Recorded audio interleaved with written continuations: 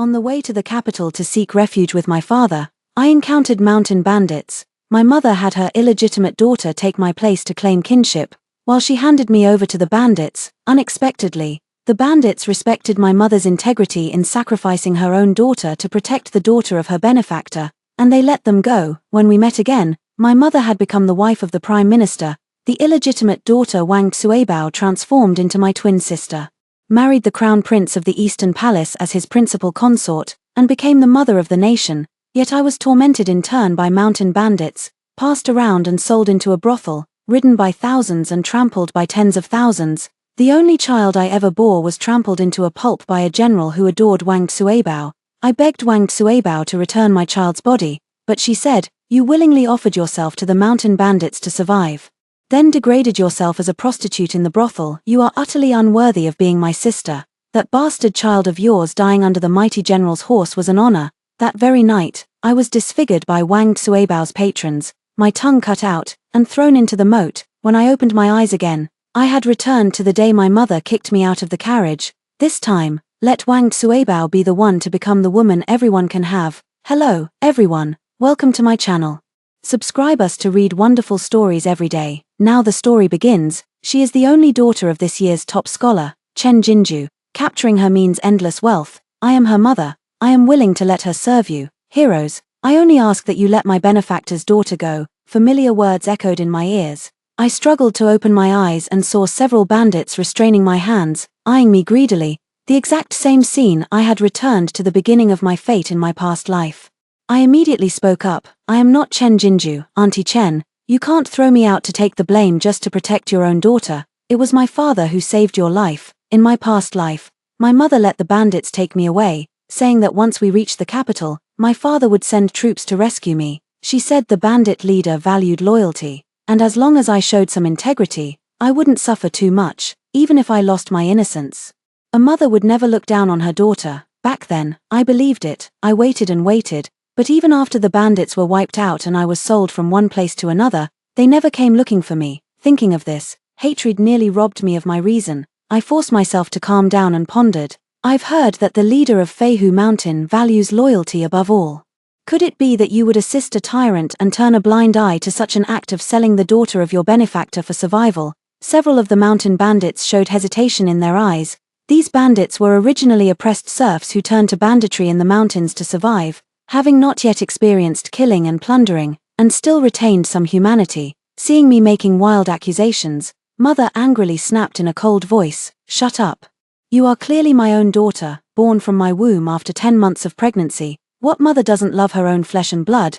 You hold that girl in your arms so protectively anyone can see you're her birth mother. How could I possibly be your daughter?" Hatred nearly burned through my reason. Staring at Mother holding Wang Xuebao, I wished I could tear their flesh apart with my teeth. They share a deep mother-daughter bond. But what about me?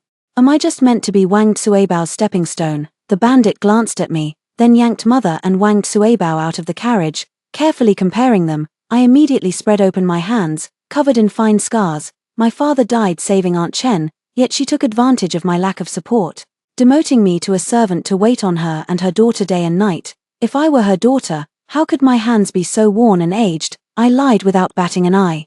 Even if I couldn't escape the bandits' den, I'd drag both of them down to hell with me. Moreover, all the farm work and household chores at home are done by me. Mother dotes on Wang Xuebao so much that she has never even done the work of tending the fire or adding firewood, so her hands are naturally extremely delicate. I dared to bite back at them, betting that under the current leadership of the chief, these bandits still have some human decency and courage. The bandits, having heard my words and seeing how Mother was protecting Wang Xuebao, were already mostly convinced. Looking at my rough hands, I immediately spat on my mother's face. "Although we are bandits, we still value brotherhood. This girl's father saved your life, which is a great favor. Not only did you fail to treat her well, but you also pushed her out to take the blame. You are truly heartless and unjust. You deserve to die." My mother's expression changed, seeing the situation turn against her.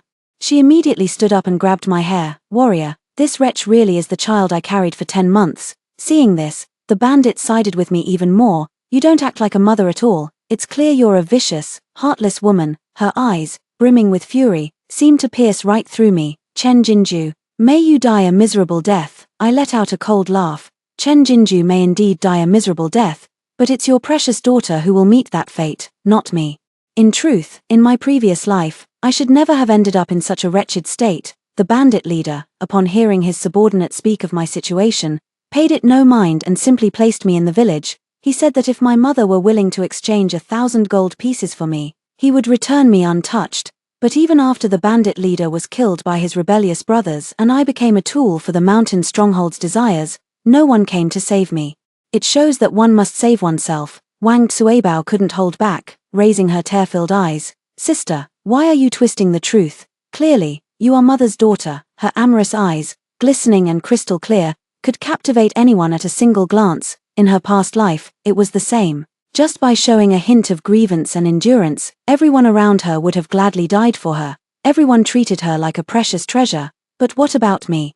Was I just meant to be tormented to death by them? Mother hurriedly buried Suebao's face against her chest, her eyes overflowing with heartache. "Bao, don't cry, don't be sad over such a heartless beast. When the mountain bandits chief arrives, he will surely let us go." My heart skipped a beat. How could she be so sure that the chief would come and they would be able to leave safely? Suspicious, I stared coldly at them.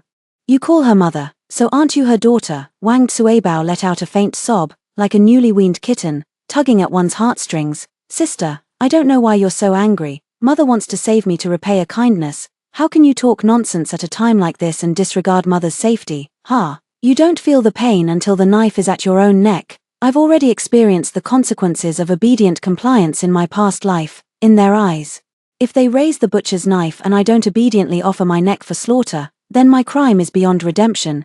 "Is it you all performing the act of the real and fake daughters here?" A gentle voice sounded from behind, when Chen Yu, with the air of a scholar, stood behind me. His eyes were cold, his gaze as calm as water, his posture as upright as a pine tree. He didn't resemble a bandit, but rather a scholarly young master from a prominent clan.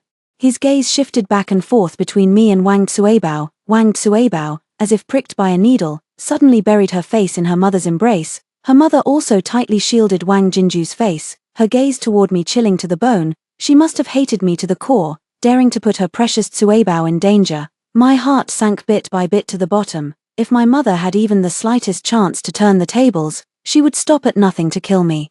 "I've heard that the leader is a renowned benevolent bandit. I beg the leader to uphold justice for me." I stared resolutely at Wen Qianyu, my face full of stubbornness. Wen Qianyu glanced at me with a smile, then pointed his fan at Wang Xuebao. "Are they truly the wife and daughter of the top scholar?" I curled my lips into a smile. Exactly. Chen Jinju is the only daughter of this year's top scholar.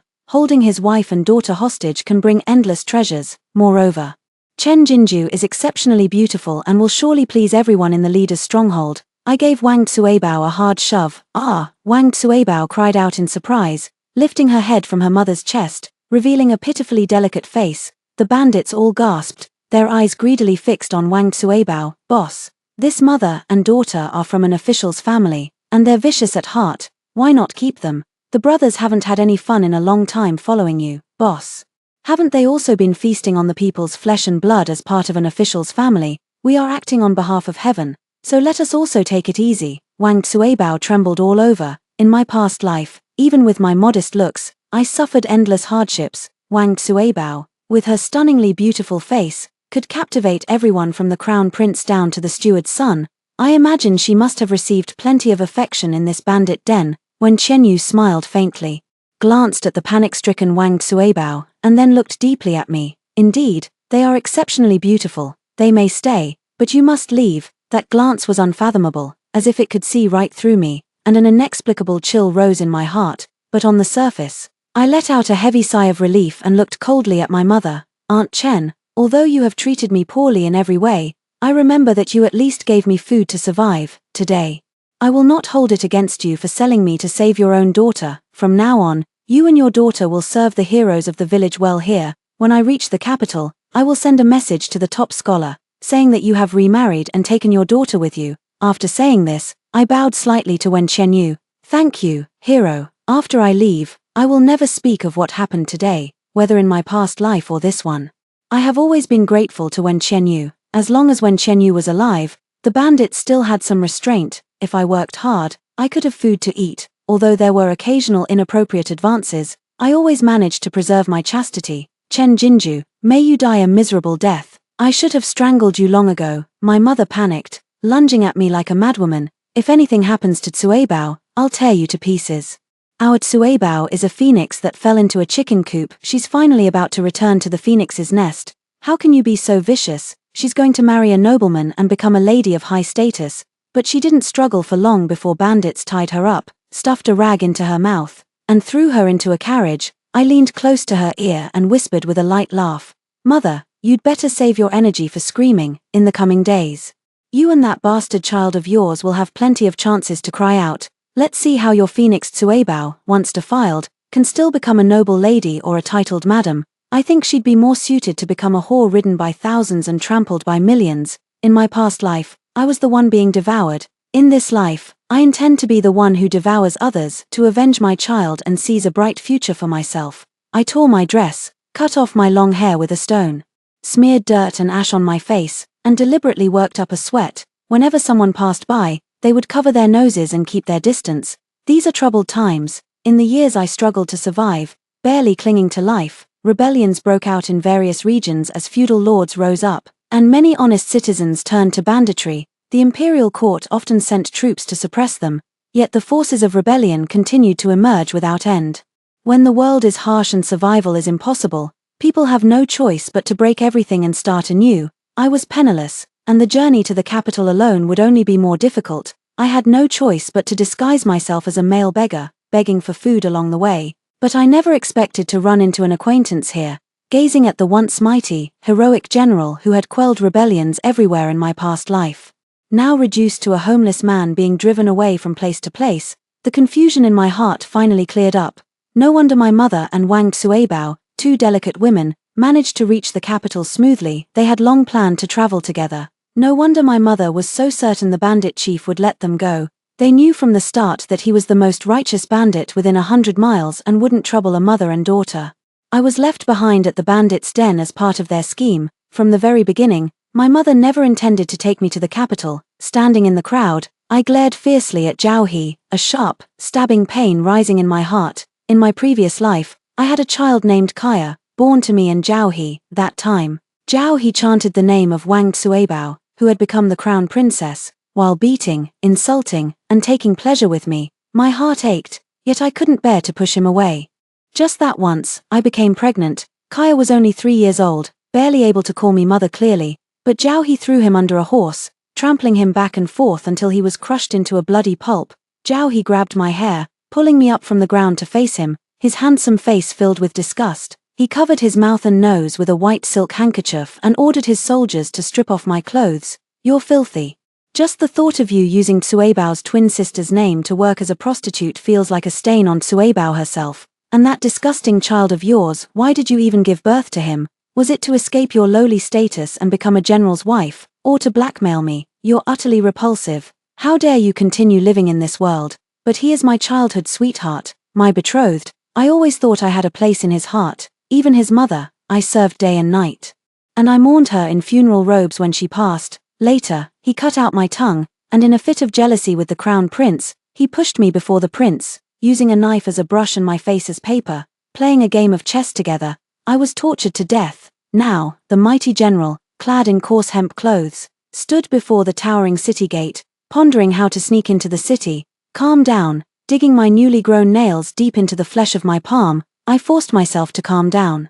When blood began to seep from my palm, I stood beside Zhao He, feigning surprise. "Brother Zhao He, what are you doing here?" Zhao He's eyes lit up, eagerly looking behind me. Seeing that I was alone, his expression changed slightly. "Kui, where are Auntie and Cuebao?" After getting a clear look at me, a trace of disgust flashed in Zhao He's eyes as he subtly took a step back, his urgency growing even more intense. My eyes reddened as I said urgently, "Brother Zhao He, Mother and I encountered thieves on the way, and now we don't even have the money for my sister's treatment."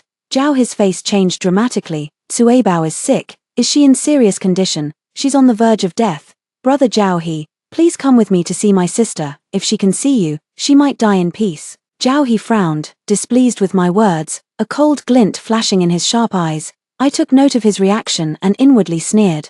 It turns out Zhao He's disguise has always been so clumsy, but in the past, My heart and eyes were so full of him that I never once considered his heart belonged to Wang Tsuebao. Without even glancing at Zhao He's expression, I led him to the dilapidated temple where we had rested the day before. Brother Zhao He, come quickly. Zhao He walked with steady steps, but upon entering the temple and not seeing the figure he had longed for day and night, his eyes darkened completely. Where is the person? His voice was icy, capable of freezing one into a cold rod, commanding authority without even showing anger. No wonder he could become a valiant general, leading the imperial troops to suppress the rebel forces everywhere. He was indeed a hero, but for that corrupt and oppressive court to continue its reign would be the greatest evil to the people. I raised my eyebrows high and laughed arrogantly. Your beloved Tsuebao, she's probably under one mountain bandit after another right now. Zhao His face turned completely cold, his eyes flashing with heartache and intense killing intent. How could you escape? How dare you abandon Tsuebao and save yourself? She's such a delicate girl, how could she endure such humiliation? You're driving her to her death. You wicked-hearted woman, you deserve to go to hell. The blade was sharp, swift as a flash of lightning. He had murder in his heart. No, it should be said that he never intended to let me live, from the very beginning.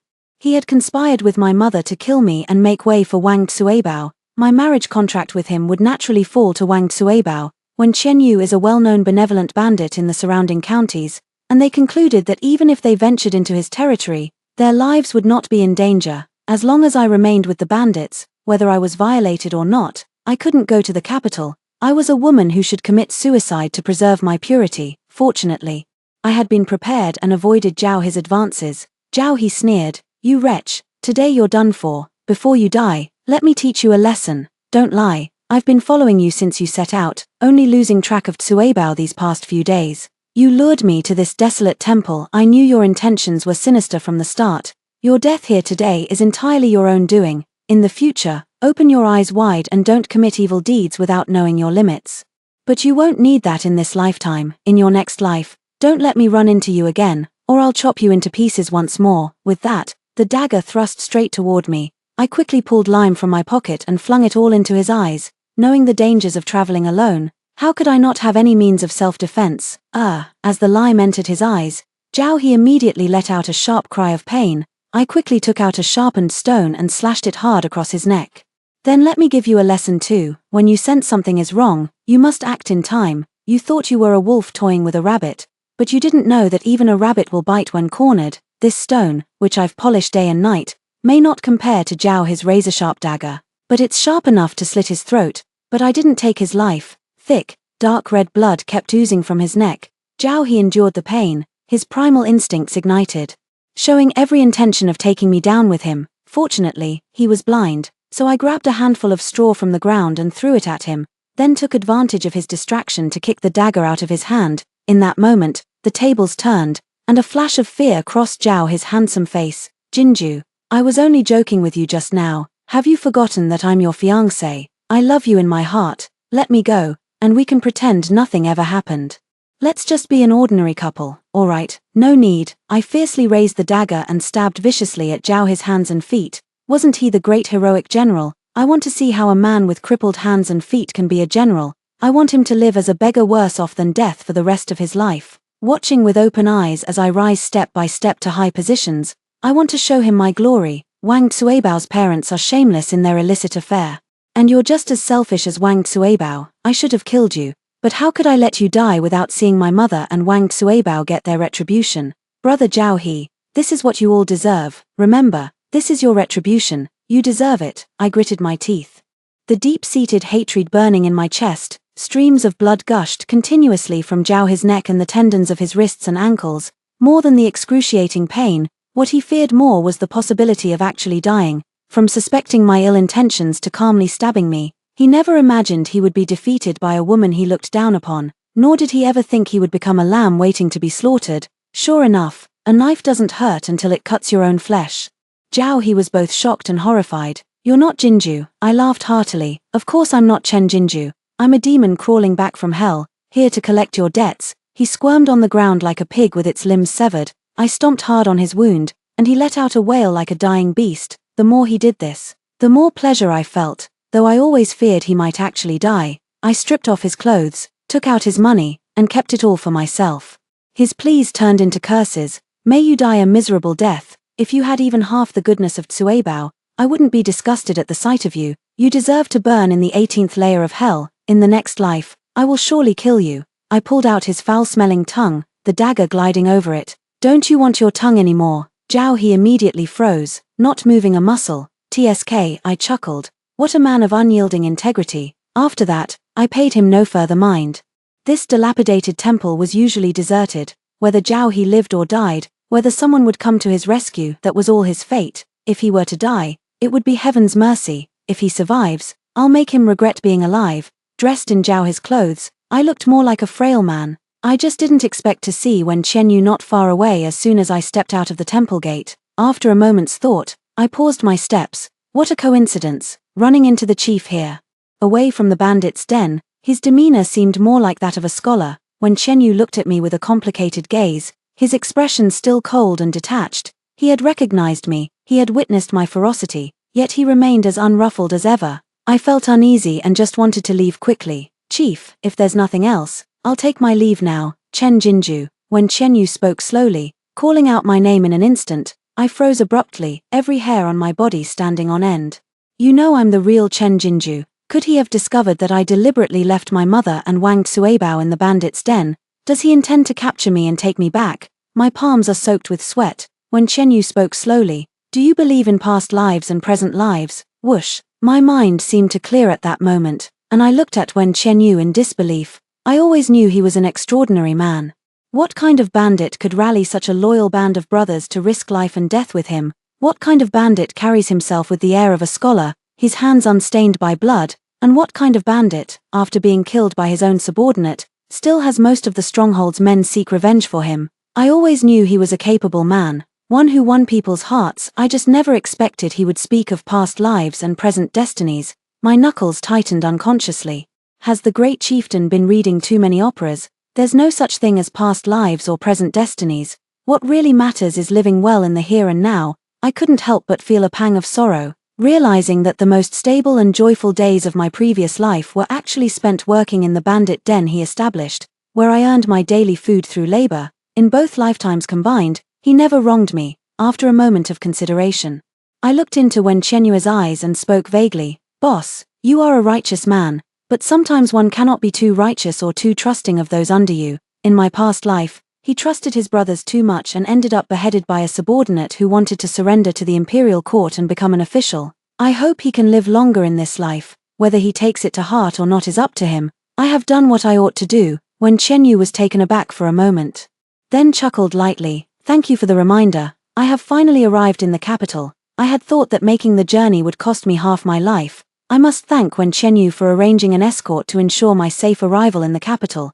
As soon as I presented my travel pass at the city gate, a well-dressed elderly woman approached, inquired about me, and led me to her home. The woman said her young lady, aware that my mother and I were coming and fearing we might not find my father's residence in the capital, had been waiting for us for half a month. The young lady she referred to is my father's concubine in the capital, Madame Ayu. I had a brief encounter with her. She was a woman of gentle disposition. At that time, I saw my mother again and begged her to save me from the sea of fire, but mother ordered someone to cover my mouth and nose, forcing me to drink poison. She knelt at mother's feet and pleaded on my behalf. Although the eldest young lady has fallen into the world of pleasure, she is still your flesh and blood. You could tell the outside world that she has drowned herself in the river and keep her in a rural estate as an ordinary peasant woman. Why must you force her to her death? Mother kicked her away coldly, exuding the authority of the Prime Minister's wife. You seductive vixen, a born lowly servant. How dare you sympathize with this filthy thing? If she lives, how will people view the crown princess? If you dare tell the master that this wretch is still alive, I will make your parents, brothers, and sisters-in-law all die along with her. Wang Tsuebao, standing behind mother, fixed her gaze on me, frowning deeply with a look of exasperation. Sister, I never thought you'd have the nerve to keep living. If I were you, after being captured by bandits, I would have killed myself to preserve my purity. How could you put mother in such a difficult position? You are truly unfilial. Later, it was Madame Ayu who spent money to send me to a medical clinic, and that's how I survived, though my health was completely ruined. Thinking of this, I can't help but feel nervous. Is this Madame Ayu as kind-hearted as she was in my past life? In my past life, when she pleaded with mother on my behalf, it was a warmth I had never known before.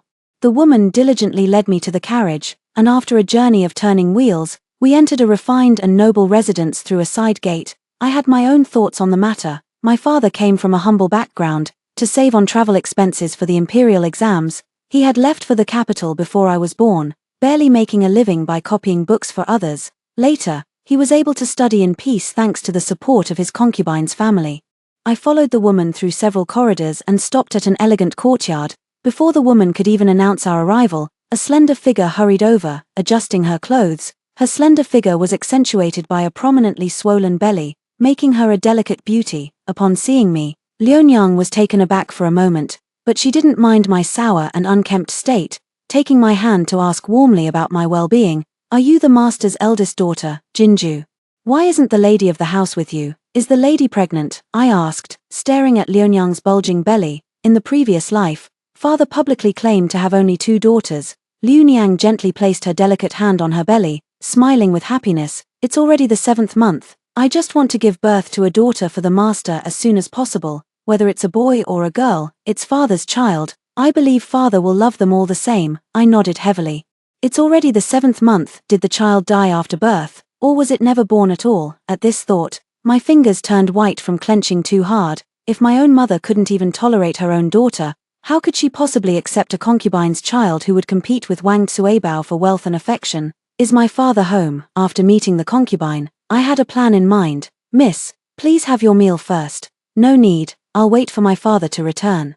Liunyang gave a helpless bitter smile, her gaze at me seeming to hold back words. Such an easygoing, gentle nature, clearly the daughter of a well-off family. If she were a bit more ruthless, there would be no place in this mansion for me and my mother. In this world, kind-hearted good people don't live with dignity. Liunyang went to fetch my father. For the first time in 2 lives, I met my father, in his mid-30s, with a fair complexion and no beard.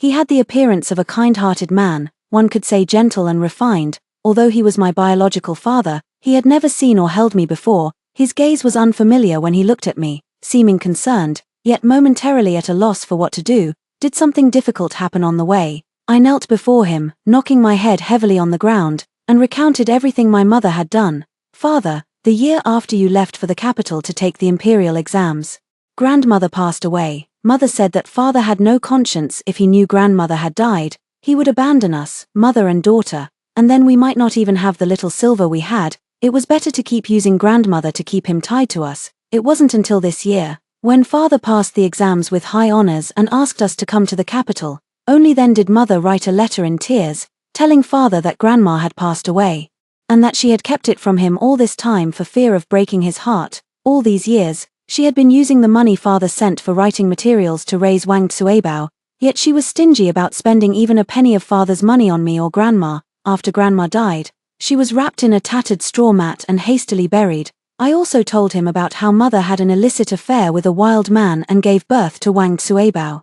Then used the pretense of her being the daughter of a life-saving benefactor to force me to serve Wang Tsuebao like a beast of burden. These matters were too shocking to believe, and both father and Aunt Liu were hesitant, not entirely convinced of my identity. I knew these words were hard to believe, but I am Chen Jinju, and I am telling the truth. If they are willing to investigate, they will uncover the reality. Father, if you don't believe me, you can send someone to the village to inquire. Just don't go to Zhao his house. The fiancé you arranged for me has long been bewitched by Wang Tsuebao.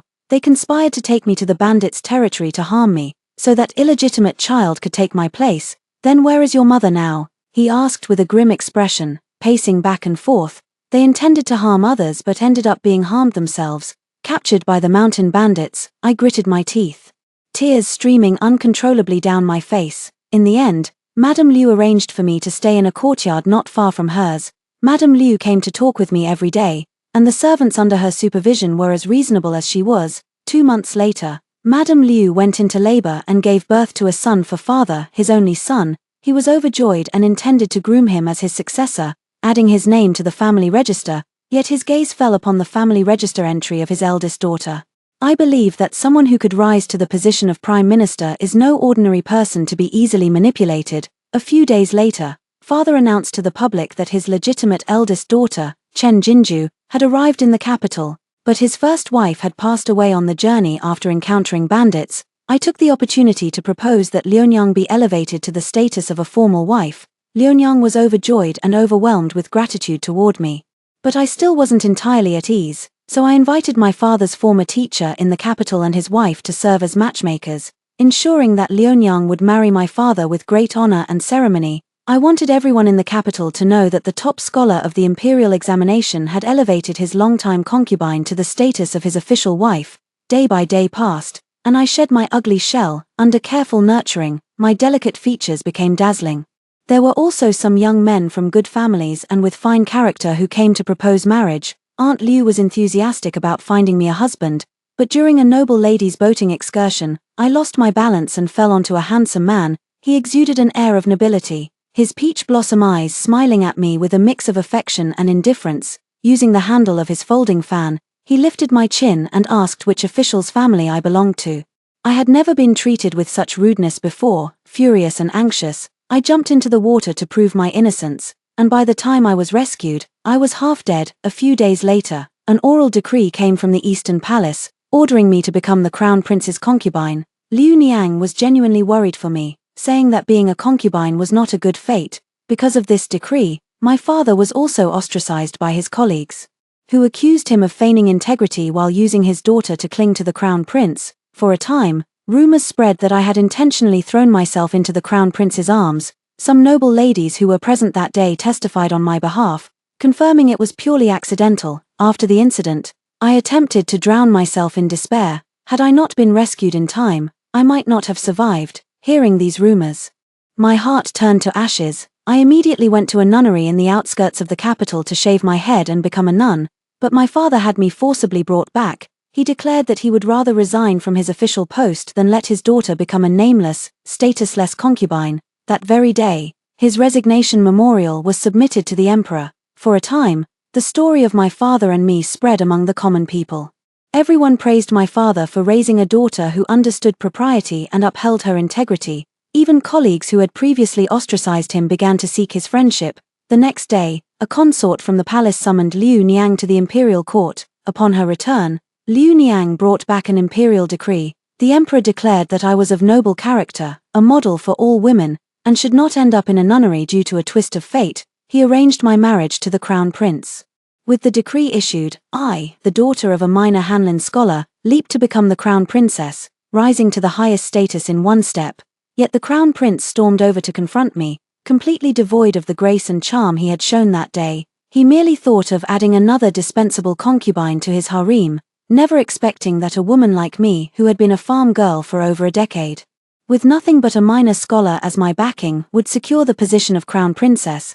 The legitimate wife of the crown prince should be a noble lady from a prominent family, a daughter of heaven who could bring him substantial support. Furious, he accused me of being malicious, declaring that even if I married into the Eastern Palace, I would be nothing more than a statue to him. I was never the wife he had in mind. How absurd! In my past life, Wang Xuebao, through a mere twist of fate, had captured the crown prince's heart at first sight, and he insisted on making her his crown princess. It seems the so-called noble and esteemed crown prince is nothing more than this. I wept in despair. Your Highness, the marriage decree was issued by His Majesty. I dare not defy it. If you are dissatisfied, you may go to the emperor yourself to state your grievances. By coming to me, you are merely venting your anger on me and forcing me to death. A coward, dissatisfied with the marriage, yet too afraid to confront the emperor, and instead comes to bully a weakling like me who cannot resist him. Such a person, indulging in lust, with eyes only for himself and his own desires, is actually the crown prince of a nation. How laughable! The prince's face flushed and paled with anger at my words, seething with rage. Then, as if struck by a sudden thought, he gently stroked my hand, only to recoil with a flicker of disgust upon touching the calluses from years of labor. We are both pitiful souls trapped by circumstance. Since things have come to this, let it be so. His eyes were clouded with an impenetrable gloom. In my past life, it was with these same distinct, bony fingers that he had meticulously drawn a chessboard on my face, stroke by stroke. Why should he, as the crown prince, be allowed to trample on others' lives so recklessly? Those he cherishes should enjoy boundless wealth and glory. Those he disregards are not even allowed to breathe without being in the wrong. 2 years later, on the day my father was promoted to a Grand Secretary of the Inner Court, I was 17, with just half a year left until my wedding to the Crown Prince. In recent years, The times have been hard. With severe droughts in the north and floods in the south, waves of disaster victims have emerged, and the court is utterly powerless to provide relief. Liu Niang and I were amusing our babbling younger brother when someone outside the door claimed to be the deceased first wife. A flicker of panic flashed in Liu Niang's eyes. I patted the back of Liu Niang's hand. Mother, you are the legitimate wife father married openly. My birth mother has long passed away. I went with Liu Niang to see mother. After 2 years, she had changed a great deal. In the past, she would always order me around, scolding and hitting me at the slightest displeasure. Later, when she became the Prime Minister's wife, her superior air could crush me to the dust with just one glance. Now it's different. She is emaciated, absent-minded, and her eyes are timid and shrunken. Only when she saw me did she seem to come alive, as if she could have devoured me on the spot. Beast, you beast. I will skin you alive. I want to see my husband. I want her to see what kind of thing you really are. I am the legitimate wife of the cabinet reader-in-waiting, the lady of the house. I am not dead. Behind her was Wang Tsuebao, covered in dust and looking haggard, having lost a lot of weight but still fair and beautiful. Even though her dress was so dirty its original color was unrecognizable, she still looked like a fairy from a painting. It seems that despite the hardships of the past 2 years in the bandits' den, Wang Tsuebao hasn't had it too bad. I gently curled the corners of my lips. Isn't this my dear sister? Why are you hiding timidly behind mother? I thought with your pride, you would have long ended it all to preserve your purity. Wang Tsuebao's face turned pale, the jealousy and resentment in her eyes almost tangible, yet she still offered me a flattering smile. Sister, what are you saying? Although mother and I were among the bandits, we have always kept our purity. Even if you hate me to the core, you shouldn't deny mother. Could you please show some mercy and let mother reunite with her sworn brother, innocent? Who would believe that? And has my father ever acknowledged you? You bastard, how dare you keep calling him godfather? I raised an eyebrow and continued, my father is an honest official. Do you really think that by recognizing him, you can become an official's wife or daughter, you shameless sluts, who have pleasured thousands of men? How can you be so brazen? I know all about their experiences at Flying Tiger Mountain, when Chen Yu treated them just as he did me in my past life. Although the bandits in the stronghold were itching for Wang Tsuebao, he forbade them from forcing themselves on Wang Tsuebao and her daughter if they were unwilling. But the village doesn't support idlers. They had to do a lot of work every day. Mother doted on Wang Tsuebao and did her share of the work as well. But how could the food earned by one person's labor be enough for 2 to eat? Wang Tsuebao, who had never known worldly hardships, had no choice but to follow her mother and do some light chores. Even so, for someone whose hands had never been stained by labor, it was still a struggle. She blamed all the mistakes on me and when Chen Yu, in addition, due to the repeated harassment from those who coveted the position of the leader in her previous life, Wang Tsuebao gritted her teeth and sided with that man, plotting to kill Wen Chen Yu and seize the mountain stronghold. Little did she expect that, just after she had shared an intimate moment with him, Wen Chen Yu would take action and completely eradicate those discontented bandits, uprooting them entirely. Terrified, Wang Tsuebao realized Wen Chen Yu was a man of capability and sought to cling to his coattails. Wearing scanty clothing that barely covered her, she exposed her soft bosom and crawled into Wen Chen Yu's bed, having witnessed the leader's prowess. She had already decided to use her body to fight for what she wanted, so what did it matter who she attached herself to? When Chen Yu's appearance and character were far superior to that of the previous lowlife. When Chen Yu threw her off the bed and ordered his men to escort them down the mountain, Wang Tsuebao and her mother were both shocked and delighted. They inquired their way to the capital, asking about her father's residence. Upon hearing that her father's first wife had passed away, they assumed he was unaware of the truth, and their minds immediately became active with ideas. They had no idea that the reason they could safely reach the capital was because when Chen Yu had sent people to protect them along the way. Little did they expect that upon arriving in the capital, they would learn I had already found my father and become the future crown princess. Wang Tsuebao's smile vanished completely, her gaze at me as sharp as poison. Sister, how can you harm me and mother like this without a guilty conscience? A guilty conscience. In my past life, I had a conscience, and it led me to a miserable death. In this life, if they weren't still of some use, I wouldn't have given them the chance to see me at all. I watched them coldly and had the mother and daughter beaten and thrown out. Mother couldn't believe how heartless I was and started cursing loudly, making a scene at the mansion gate. The servants broke her legs and threw her to the ground, where she lay wailing. Wang Tsuebao stood far away, looking as if her heart was being torn apart, yet unwilling to approach mother, who was rolling on the ground in agony. But she did not hesitate to stand on the moral high ground and accuse me. Sister, How can you be so heartless as to deny our mother? She worked so hard to raise you, and now that you've found your biological father, are you just going to abandon her?"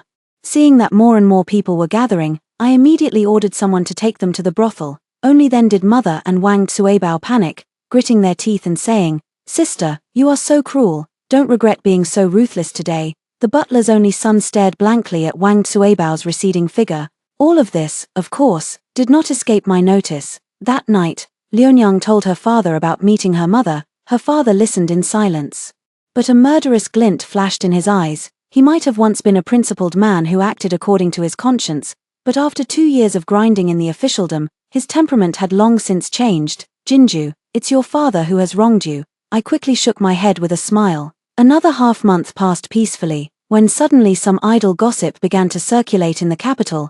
The crown prince had become infatuated with a courtesan, and despite his impending grand wedding, he insisted on taking her as his concubine. After getting drunk with friends and causing a scene at the tavern, I claimed that my love for the courtesan was genuine, that she had fallen into the life of a courtesan out of helplessness, and that she was a pitiable soul. Since I couldn't marry her as my principal consort in this lifetime, I would still redeem her and bring her into the Eastern Palace as a secondary consort. I would stand by her through thick and thin, sharing a lifetime of love and devotion, even if it meant defying the entire world. Madame Liu, who mingled with the wives of officials, heard these words and anxiously tried to counsel me. I smiled as I finished embroidering the last twin lotus flower on the wedding handkerchief, then gently patted the back of Madame Liu's hand to reassure her. "The boat will straighten out when it reaches the bridge. There's no need to worry, mother. I'm marrying the crown prince to be his principal wife.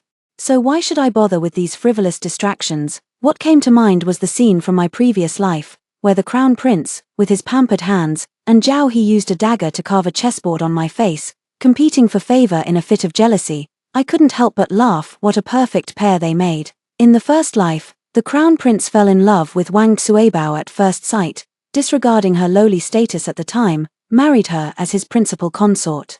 And after the wedding, he was busy competing with all the admirers who flocked to Wang Tsuebao. In the second life, even after Wang Tsuebao had fallen to the status of a courtesan, the crown prince was utterly captivated the moment he laid eyes on her. After just a few encounters, he was willing to defy the world to bring her into the Eastern Palace as a secondary consort with great pomp. Making a prostitute a consort, he truly isn't afraid of tarnishing the royal family's reputation. Since the crown prince is so convinced of their unwavering love, then let's wish them locked together forever. Sure enough, the emperor learned of the crown prince's scandalous affair and immediately confronted him in court, led by the grand tutor. Several civil officials repeatedly submitted memorials condemning the crown prince for bringing shame to the royal family over a woman from a pleasure boat. The emperor of this dynasty has indeed been diligent in governance.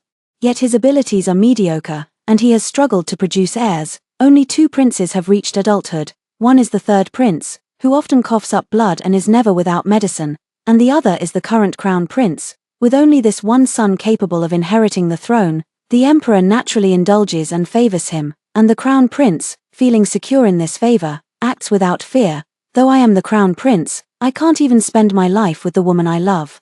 What use is being the crown prince then? Father, you might as well strip me of my title and make me a commoner, so I can live out my days with Tsuenyang, just the 2 of us. What I share with Tsuenyang is true love. Even if I'm forced to marry a crown princess, she would be nothing more than a decoration. I would never let anyone surpass Tsuenyang. The emperor was so furious that he cursed several times. "You wretched creature." All the civil and military officials in the court knelt down in fear. However, the emperor merely raised his hand high but brought it down lightly, only confining the crown prince to his quarters for half a month. It wasn't until 2 months later that Wang Tsuebao became pregnant. The emperor relented and allowed the pregnant courtesan to enter the Eastern Palace, but he still refused to let a concubine enter the palace before the crown princess took her place. Only granting her the status of a consort, perhaps aware that the crown prince's actions were rather unseemly, the palace sent a continuous stream of lavish gifts to me. I accepted them all, then promptly had them converted into rice and grain in the crown prince's name and donated to the disaster victims. In no time, the common people only knew that the crown prince was madly in love, while his future consort had the welfare of the people at heart, fearing that Wang Tsuebao might feel wronged. The crown prince welcomed her into the Eastern Palace with great fanfare, scattering thousands of taels of silver in celebratory coins along the streets. The disaster victims in both places had nowhere to settle, lying outside the city gates, waiting for when they might have food to fill their stomachs. The court had no choice but to impose layers of exploitation downward, forcing the people of various regions to pay the following year's taxes in advance, for a time. In areas beyond the reach of imperial authority, countless decent people who could no longer survive turned to banditry, and large and small groups of bandits emerged endlessly. Suppressing the bandits was imperative, but the northern Walla region was also affected by the drought, and several tribes unwilling to submit to imperial authority were eyeing the fertile central plains with growing ambition. The emperor had to deploy the main army to the northern border to display his might. Natural disasters and human calamities plagued the dynasty, leaving it besieged by both external threats and internal strife. Utterly overwhelmed, amid such trying times, I went with the officials' families to the Guardian Temple to pray for blessings, where I encountered the Crown Prince and Wang Tsuebao. A prayer event organized by several leading noblewomen in the capital drew nearly half of the city's elite women. Though ostensibly for blessings, it was in fact a fundraising effort. The pampered officials' wives, to show their sincerity, supported each other as they climbed to the Hugua temple halfway up the mountain, only to be rudely blocked at the entrance by the guards. Where did these country women come from, disturbing the noble guests? They deserved to be beaten to death without a second thought. The noble women were both shocked and angered. Noble guests? Which noble family? Perhaps I even know them. Who is making such a commotion? A well-dressed maid came out, looking the officials' wives up and down with disdain in her eyes. Where did these lowly maids come from, daring to claim acquaintance with my lady? Get lost now. This instantly infuriated all the noblewomen, led by the Grand Princess. They demanded that the noble lady inside the temple come out and answer them. The little maid had never seen such a scene before. Without saying a word, she ran straight into the temple and even locked the main gate. As if avoiding the matter would make it go away, I frowned at the sight, finding it utterly ridiculous. When traveling, noble women wear simple-looking dresses that may appear ordinary, but they are far from being made of cheap fabric. It's just that the maid by Wang Tsuebao's side didn't recognize quality when she saw it. After arriving at the brothel, Wang Tsuebao refused to entertain clients. She deceived this girl, who had been sold to the brothel by her family, by claiming to be the daughter of an official family, saying that she had been replaced by a villain and fallen into this situation, and that she would surely regain her noble status in the future, and so on. The maid was also a foolish person. She took on clients for Wang Tsuebao, which allowed Wang Tsuebao to maintain her purity and form a deep bond with the Crown Prince. Having used her, Wang Tsuebao couldn't just kick the girl out under the Crown Prince's watchful eyes. So she brought her into the Eastern Palace as a personal maid. On the surface, this maid was the trusted confidant of the Crown Prince's favored concubine, and everyone had to show her some respect, but in private, she was constantly looked down upon and disdained. Wang Tsuebao naturally wouldn't allow her so-called benefactor to demand repayment for a favor, which is why she orchestrated this scene, by having her maid openly defy the future Crown Princess.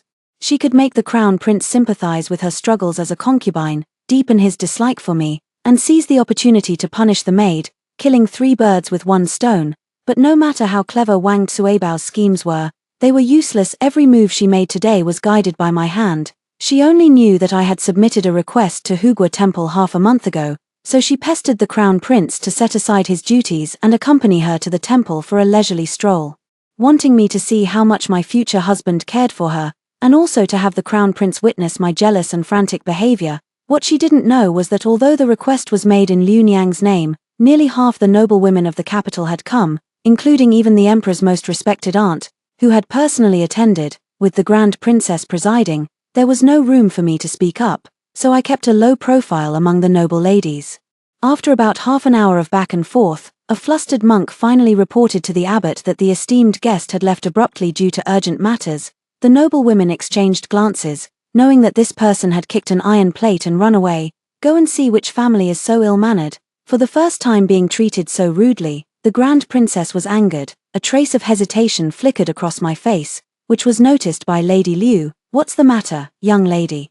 The noblewoman beside me cast a glance my way. I shook my head with a bitter smile. It's nothing. Her gaze lingered like a drawn thread, settling on the carriage about to be obscured by the mountain. Only then did the crowd notice the emblem unique to the Crown Prince. At this, everyone's expressions turned peculiar. It's him. No wonder he'd do something so absurd. That flower girl really has no manners, not even coming to greet the mistress when she sees her. I laughed awkwardly and said, Maybe it wasn't her. Besides, I haven't married the crown prince yet. The grand princess, seeing this, took my hand and comforted me. You're a good one, still thinking of covering for that person. But this matter is rather unsavory after all, so let's not speak of it anymore. She then asked the host, was there a man accompanying that distinguished guest you mentioned? The host, knowing the princess's identity, was so terrified that he wished to kneel and beg for mercy. He spilled everything like pouring beans from a sack, recounting how Wang Xuebao and the crown prince had entered the temple, engaged in intimate behavior, and dismissed all bystanders. Upon hearing this, the grand princess's face darkened completely. How dare such shameless acts occur even within the Buddhist temple? I lowered my gaze and remained silent. What was this compared to everything else? Wang Xuebao and the crown prince had been indulging in debauchery day and night, and it had long been the talk of the town. Countless erotic illustrated books depicting their affairs had been sold on the black market. I also spent a considerable amount of silver to print several more copies and sent them to various entertainment houses and brothels. In the previous life, the love between Wang Xuebao and the crown prince was a legendary tale passed down through the ages, but in this life, Wang Xuebao is merely a lowly courtesan who rose to power, and the crown prince is a useless fool obsessed with love. However, the grand princess was so angry not because the crown prince was exclusively favoring a courtesan, but because today was a crucial day when key ministers from the Ministry of Works, the Ministry of Revenue, and the Ministry of War were discussing how to resettle disaster victims and eliminate banditry across the regions, a matter the emperor had personally assigned to the crown prince. The crown prince abandoned the state and its people, caring only for his pleasures with Wang Xuebao. After the prayer ceremony, the grand princess went straight to the central palace. The next day, the crown prince behaved improperly before the court and was severely reprimanded by the emperor. The emperor investigated several tasks under his charge and, in anger, executed several of the crown prince's key subordinates, ordering him to swiftly handle the issues of disaster victims and bandits. After this incident, the crown prince indeed became much more subdued, focusing wholeheartedly on resettling the disaster victims and recruiting capable individuals from all around to deal with the bandit troubles. It wasn't until the only legitimate granddaughter of the grand princess began arranging a marriage alliance, only to be sent off by the crown prince to a political marriage with the Oirats under the pretext of pacification, acting first and reporting later, that the emperor was truly enraged. The crown prince went into a frenzy at the court. The grand princess has received the nation's tributes, and her granddaughter has also been showered with imperial favor when the royal family needs them. It is only natural for them to ease the royal family's worries. I have already negotiated with the Oirat envoy to confer upon my cousin the title of Junju and marry her off as a concubine to the leader of the Oirat. You unfilial son, our dynasty intimidates the Oirat, and if the Oirat seek peace, they should be the ones offering sincerity. Why should our dynasty degrade a Junju? A Junju is more than worthy of being the principal consort to the ruler of another country. Yet the crown prince insists on using the title to humiliate the grand princess by marrying her off as a concubine to an old man who could be her grandfather. The crown prince, emboldened and without fear, said, "How can our great dynasty go back on its word? Since His Majesty has already entrusted this matter to me, I ask that you refrain from further interference." The emperor was momentarily enraged. The crown prince dared to act so recklessly only because he was the emperor's only healthy son, and there was no one else to inherit the throne. The feudal lords were not without the bloodline of their ancestors, but how could the emperor willingly hand over the hard-won empire to someone else? Meanwhile, as the initial famine passed, the disaster situation in various regions began to ease, without Zhao He to suppress the bandits, and with the imperial court taking little effective action. The bandits began to prey on each other, large gangs devour small gangs, and the common folk who could barely survive were either brutally killed or forced to join the bandits. Even government offices were looted. At this time, when Chenyua's bandit stronghold became famous, they had occupied the area for many years, never harming the local people, and even provided grain to disaster victims.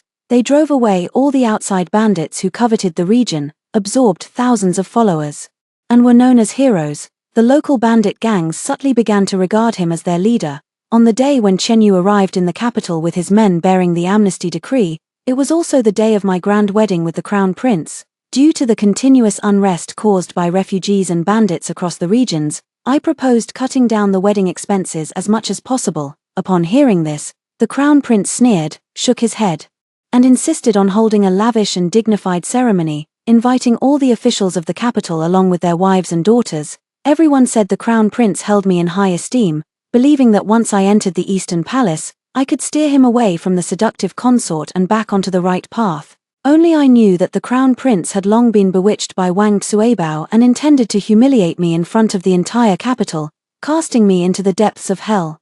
As I sat in the 8-man sedan chair, receiving congratulations from the noblewomen and ladies of the city, Wang Xuebao, without any hindrance, stepped forward with her swollen pregnant belly, declaring she would expose my true nature. Accompanying her was my mother, who had been living in a villa outside the palace. My mother had long shed her tattered clothes, now adorned in grandeur from head to toe, carrying herself with an air of superiority as if she were born to be a lady flattered by all.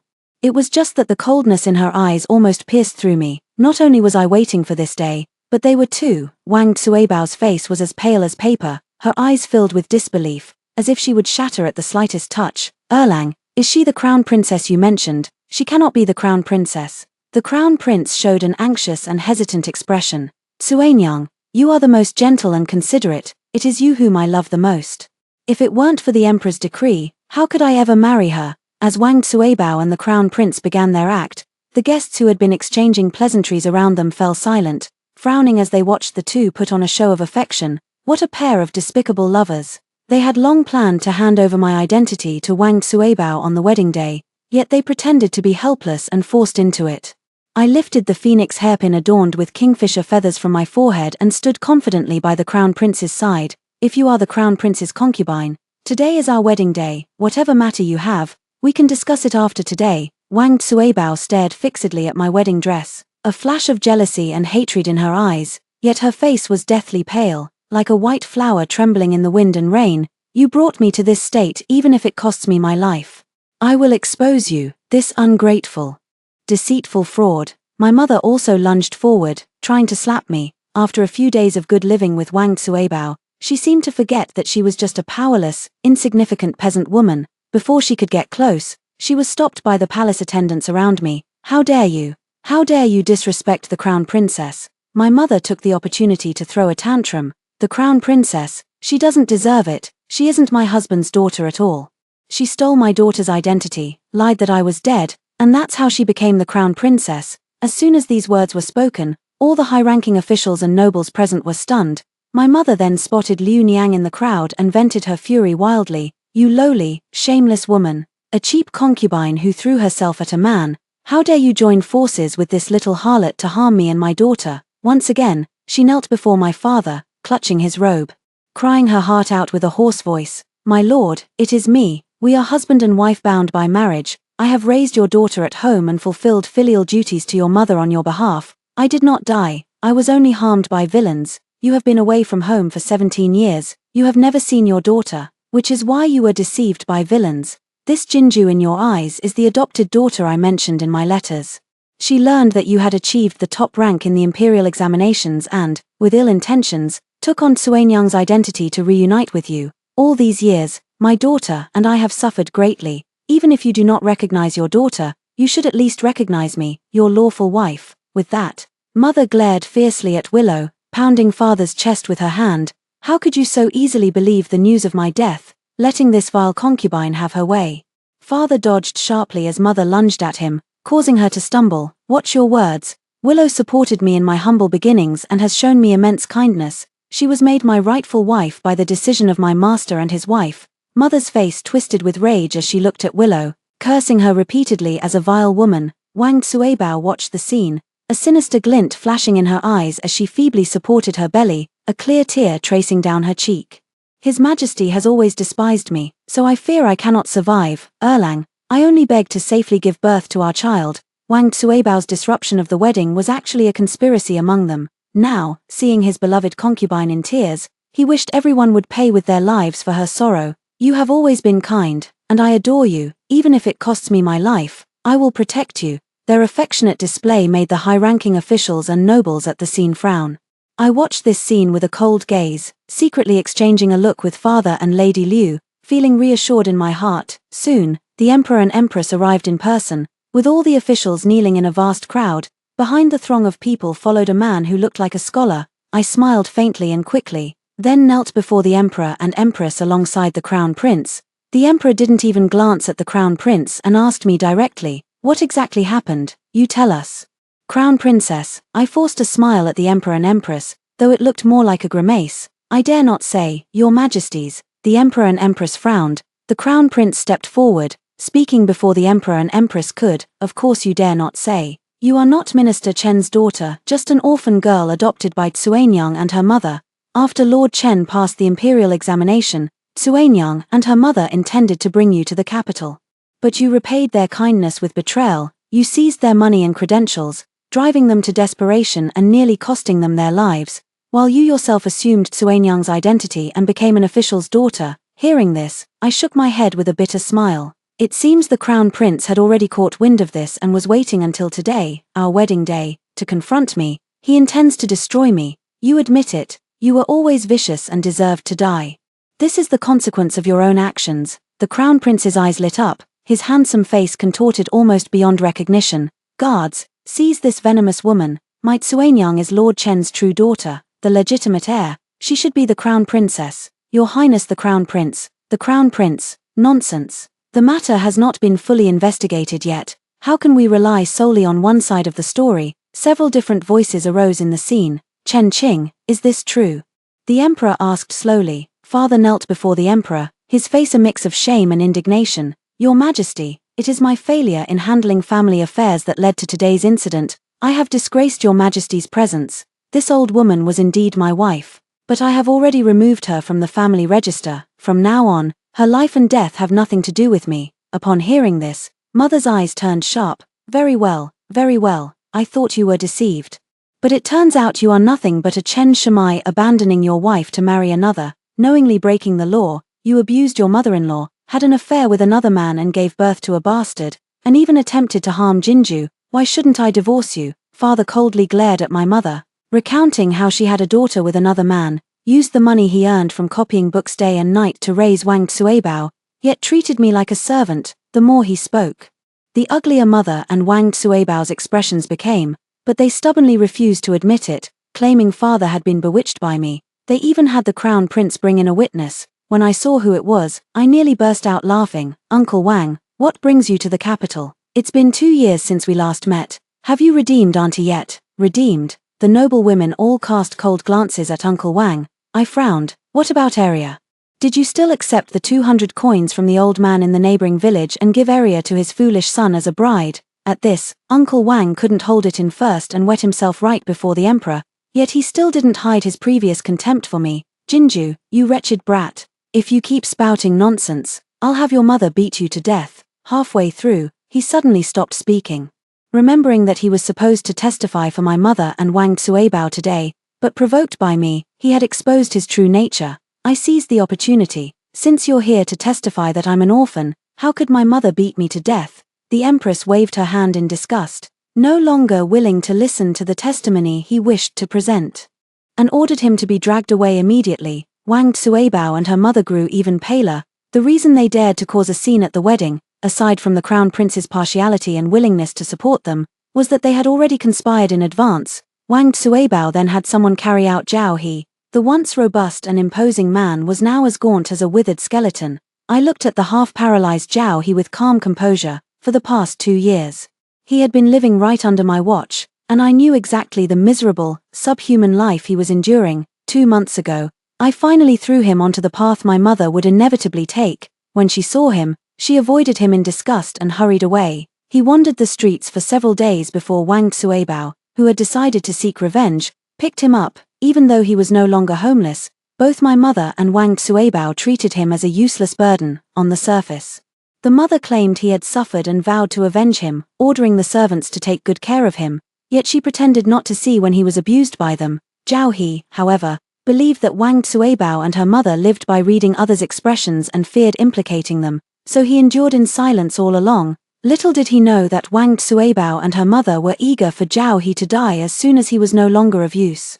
His past involvement with Wang Xuebao was something the Crown Prince must never find out about. Now when he sees me, his eyes bulge like brass bells, his whole body trembling with effort, as if he's about to leap off the bamboo pole to strike me. Ha ha ha ha, Chen Jinju, you're going to get your retribution. You thought you had me dead to rights back then, never expected I'd survive, did you? I'll drag you down to hell even if I die. Zhao He gnashed his teeth in fury. I stepped back in fear. The forced composure on my face crumbling, my voice already tinged with sobs. Brother Zhao, how did you become like this? You say I harmed you, but how did I harm you? You adore your sister and insisted on breaking off our engagement. We've long had no contact, so how can you blame me for your injury? Besides, how could I, a mere woman, possibly harm such a tall and imposing man like you? Zhao His arrogance faltered, and he hurriedly explained, it was you. It was clearly you who said Suibao was critically ill, led me to the abandoned temple, and tried to kill me. How could I have killed you? My mother and I left the village with our family to search for father. While you were still in the village, dozens of people can testify I never saw you. How could I have harmed you? Exactly. When my mother and I went to the capital, nearly half the county knew about it. Zhao He didn't even have a travel permit. How could he have gone there?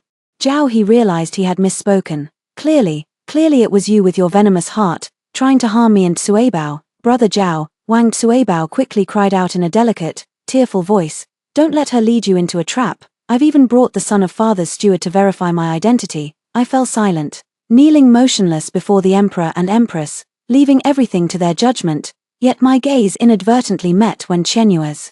And I caught the cold glint in each other's eyes. Wang Suibao first caused a scene at the wedding, then brought my mother to expose me, and even summoned elders from a village thousands of miles away. She had Zhao He and the steward's son testify, arranging everything meticulously, but the more methodical her actions became, the more the officials sensed that something was amiss. Wasn't the affair between the crown prince and this favored concubine prearranged? Just waiting for today to cause trouble? What a fool, still delusional enough to think she could replace the crown princess. How could the crown prince be so foolish, to be manipulated by such a vile and lowly courtesan? 2 years ago, when Minister Chen acknowledged his daughter, he invited all the elders from the village to the capital to identify her. There was no possibility of a mistaken identity. If father wasn't completely certain, how could he have acknowledged my identity? At that time, father invited most of the elders in the village to thoroughly investigate the past of my mother and me in the village. During the recognition, many of father's close colleagues, friends, and fellow disciples were present, all of whom could testify for me. From the very beginning, the scheme Wang Suibao and my mother had in mind was impossible to succeed. Hearing the officials' discussions, Wang Suibao could no longer maintain her disguise. Beads of sweat densely forming on her forehead as she supported her pregnant belly with her hand. Seeing this, the crown prince's heart tightened. Suanyang, is something wrong with the child in your belly? The empress dowager's face also changed drastically, her gaze fixed intently on Wang Suibao's belly. It was their hope, the emperor's only grandson, their chance to turn things around. Erlang, it's my fault. I never expected she had already blocked all my escape routes. Even if I had 10,000 mouths, I couldn't clear my name now. Only you know what kind of person I am, and as long as you understand, that is enough. Although I have fallen into the brothel, I gave myself to you with a pure body, and when I leave, I will belong to you alone. She smiled bitterly, her eyes filled with deep affection. After I give birth to our child, I will leave this world, so as not to cause you any trouble. Erlang, the crown prince's eyes immediately reddened with rage. Like a madman, he grabbed a sword from a nearby guard and charged at me. You poisonous woman, what a clever trick you've played. The wedding banquet descended into chaos. Countless guards rushed to restrain the crown prince, but none dared to harm him. The crown prince, however, had no such reservations. He slashed and stabbed wildly in my direction. I couldn't dodge in time, suffering cuts on my face and hands, leaving me in a wretched state. Yet, deep down, I wished for the crown prince to grow even more frenzied. The emperor and empress were greatly alarmed by the sight and quickly ordered the crown prince to be restrained. At the same time, several imperial physicians were summoned to examine me. At that moment, when Qianyu stepped out from behind the crowd, a faint smile curling at the corners of his lips, his limpid eyes fixed on Wang Suibao. Upon seeing Wen Qianyu, Wang Suibao's already pale face turned ashen like a vengeful ghost. Her beautiful eyes filled with disbelief. Is it you? You're actually here. You're a bandit. He's a bandit. How could he be here? Wang Suibao was speaking incoherently. Her days in the mountain stronghold had been her nightmare. She used her body to seduce the mountain bandits. If the crown prince were to find out, she would lose her only remaining support. She stared fixedly at Wen Qianyu. Her eyes filled with pleading, longing, and also a threat. But when Qianyu came today precisely to cast her into the 18th level of hell, he smiled faintly. It's you. You escaped from the village and actually became the crown prince's person. It seems the crown prince really likes you. Father also stepped forward at this moment. You were originally a bastard born from an illicit affair, then failed in framing Jinju and were abducted to become a bandit's prostitute. Later worked as a courtesan in a brothel, and now you dare to bully my daughter like this. Do you think I truly don't know? This statement directly sealed the truth about the deeds Wang Tsuebao and mother had done, exposing everything to the world. The crown prince looked at Wang Tsuebao in disbelief. Is what they said true? Wang Tsuebao, however, stared at Wen Qianyu as if she were seeing a ghost, her entire body trembling violently. No more words were needed. Her reaction had already given the answer. Everyone present had always looked down on Wang Tsuebao and her daughter, and now they couldn't even stand the sight of them, finding them repulsive. The crown prince was as if struck by a sudden blow, relentlessly interrogating Wang Tsuebao, his eyes bloodshot and his appearance like a ferocious ghost. The emperor and empress, seeing the situation becoming increasingly unbearable, directly ordered the crown prince and Wang Tsuebao to be taken away. While all the other witnesses were executed, the crown prince did not step out of the Eastern Palace for half a month. All the officials in the court acted according to the emperor's will, and no one dared to plead for the crown prince. Although the wedding was not completed, I still entered the royal family and became the legitimate wife of the crown prince. The crown prince never left the Eastern Palace, entangled day and night with Wang Tsuebao. At times, he would strangle her and tell her to die. At other times, he would regret it, hold her, and say sorry. Sometimes, he would drunkenly whip her, only to deeply regret it the next day and summon the imperial physician to treat her. Repeating like this, Wang Tsuebao was mentally and physically exhausted from the torment, yet she still acted arrogantly in front of me. So what if you're the crown princess? So what if my past is disgraceful? The crown prince still loves me the most. I am his true love. Once he becomes the emperor and I give birth to a royal son, I will still be above everyone else. Because of her, I took pleasure in placing my people every day, gradually taking full control of the Eastern Palace. Half a month later, the emperor, who had been waiting for the crown prince to repent, finally gave up and demoted him to the Prince of Yong, moving him to an abandoned former dynasty residence. The new crown prince was the third prince, who had long been bedridden with illness.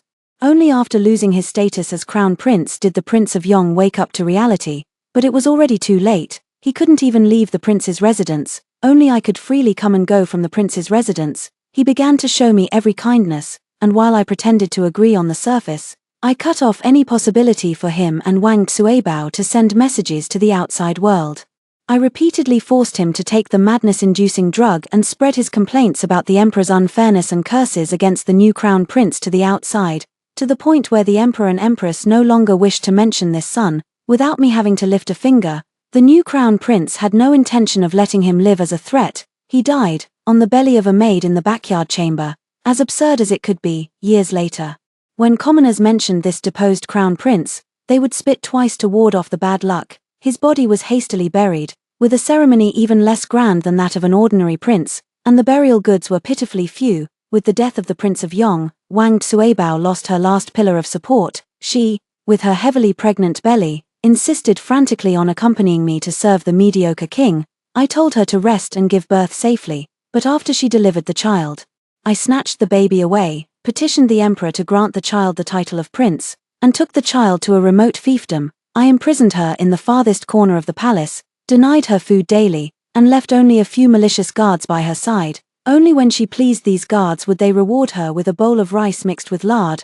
I forbade her from falling ill, forced her to do the most degrading tasks, yet gave her hope by letting her know that the child she gave birth to was the emperor's only grandson. And Zhao He, I spared him, tamed him into a human dog, panting and begging for food from everyone. Only when he saw Wang Tsuebao, a glimmer of light would still flash in his eyes. I put a dog collar on him and tied him in front of Wang Tsuebao's courtyard, watching as she repeatedly used her body to seduce the guards in exchange for food. Later, the old emperor died, and the new crown prince ascended the throne. The new emperor tried hard to produce an heir, but his health was failing, and he remained childless. He attempted several times to assassinate my stepson, but Wen Qianyu always informed me in advance, and I managed to avert each attempt. On several occasions, I even shielded my stepson with my own body, taking the sword for him. I am the Empress Dowager ruling from behind the curtains, and he is the regent who holds the reins of the court.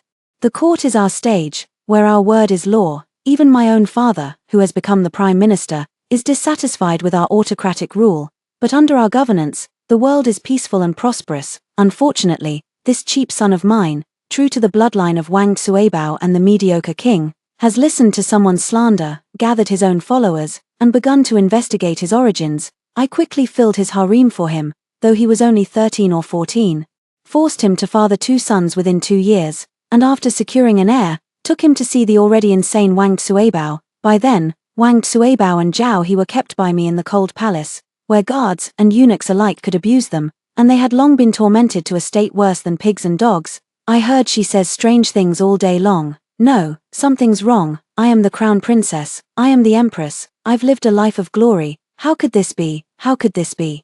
Chen Jinju is the harlot. Didn't she die long ago? Isn't the court already on the verge of collapse? But what does that have to do with me? Before I die, the court can still hold on for a few more years. Shouldn't my life be recognized in the history books as true love? I heard this and smiled faintly, saying only that she had gone mad. Yet in my heart, I had my own calculations. The young emperor, who had long been fully aware of the events of the past, saw his birth mother so tormented by me and instantly flew into a rage, vowing to kill me. This child, whom I had raised with my own hands, I had shielded him from swords with my own body multiple times to earn his trust, but upon learning of his own origins, he turned his back and wished me dead. I coldly drew the sword from the guard's side, just as the mediocre king had once swung his sword at me years ago, and thrust it through the young emperor's chest in front of Wang Suibao, killing him. The hope that had just risen in Wang Suibao's eyes was instantly shattered. She crawled over, wanting to see the child she had never laid eyes on since his birth. I ordered her to be dragged away. Speaking coldly, the emperor suffered a sudden surge of blood to the heart and unfortunately passed away. Tomorrow, the eldest prince shall ascend the throne. As for this wretched pair, chop them into mincemeat and feed them to the pigs, having been the Empress Dowager in power for so long. My heart has long hardened like stone. I've said it before, in this lifetime, I only wish to be the one who devours others. Only by standing at the pinnacle can I do what I wish to do. Oh, by the way, there is one more thing to say. In the year I became the Empress Dowager, I brought back the legitimate granddaughter of the Grand Princess. She is an unfortunate soul beyond my calculations, and I will protect her under my wing, allowing her to live a smooth and peaceful life. The end.